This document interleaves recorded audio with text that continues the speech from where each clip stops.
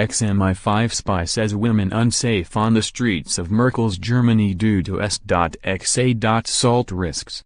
Ms Machon, a former MI5 intelligence officer, has criticized German authorities for not doing enough on stopping sexual assaults taking place. In the lead-up to New Year's Eve, Cologne Mayor, Henriette Reker, launched a wristband campaign aimed at stopping sexual assault.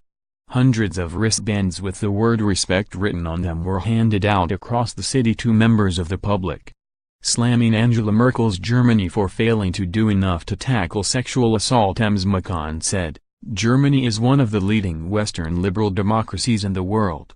Yet women cannot feel safe to go out in the streets to celebrate a public holiday.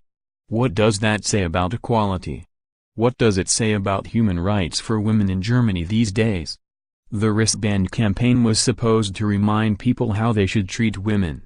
It was introduced in response to events on New Year's Eve on 2015 when as 1,000 women in the city were reported to have been sexually assaulted, groped, robbed or intimidated.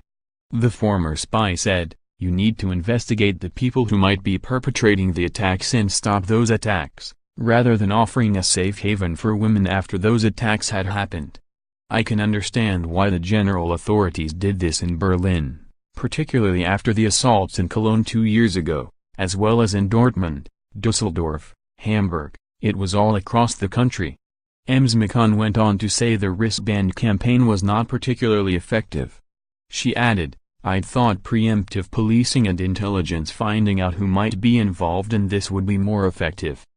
Apparently, the Cologne attack 2 years ago was widely planned over Twitter, for example, so there must be ways of finding groups that might be planning this sort of activity over social media in a targeted and legal way, not mass surveillance, but a targeted and legal way to protect women, so they can go about their normal lives in their own country and feel safe out in the streets celebrating New Year.